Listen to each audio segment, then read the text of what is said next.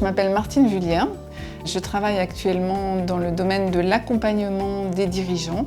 Je suis passionnée par les sujets de l'environnement et beaucoup aussi sur les sujets des femmes et plus généralement de l'inclusivité des services dans le monde. Et c'est la raison pour laquelle je suis ravie aujourd'hui de pouvoir répondre à 3 questions dans le cadre de ressources.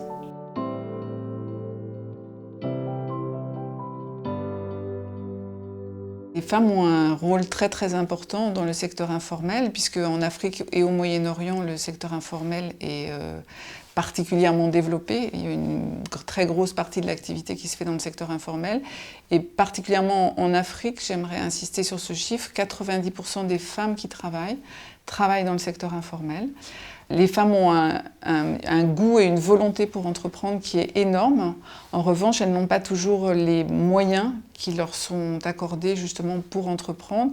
Il y a 2 sujets particulièrement. La formation à l'entrepreneuriat lui-même. Qu'est-ce que c'est qu'une entreprise? Qu'est-ce que c'est qu'un budget? Comment on emprunte de l'argent? Comment on fait un business plan? C'est-à-dire comment, par exemple, on dessine et on détermine un prix pour les produits qu'on va vendre. Souvent, les femmes ne mettent pas un bon prix sur leurs services ou leurs produits, un prix qui est inférieur à ce que leur coûte ce service ou ce produit. Donc ça, c'est important de les former à l'entrepreneuriat. Je pense que c'est important aussi de leur donner confiance en elles, de travailler sur leur leadership, de les aider à travailler sur ce leadership. Et je suis très fière d'appartenir à une association qui s'appelle Empower, qui travaille justement sur le développement de l'entrepreneuriat des femmes dans le monde et sur leur leadership et sur la sensibilisation des consciences. Absolument, je pense que la réponse est oui. Sur tous les sujets, c'est intéressant d'avoir des femmes dans des postes de leadership parce qu'elles apportent une autre vision, une vision qui est complémentaire de celle des hommes.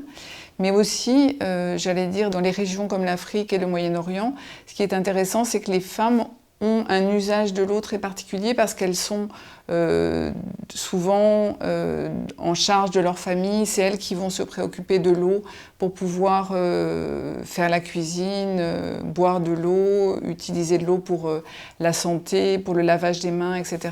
Et donc elles ont une appréhension des services qui est différente et qui est très importante, je pense, pour concevoir ces services essentiels de manière optimale pour les populations.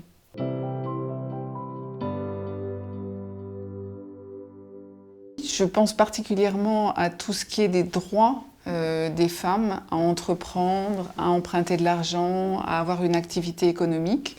Il y a encore de très nombreux pays en Afrique et au Moyen-Orient où les femmes n'ont pas ce droit. Elles doivent par exemple avoir l'autorisation de leur tuteur, de leur mari ou d'une personne qui est habilitée à leur donner cette autorisation.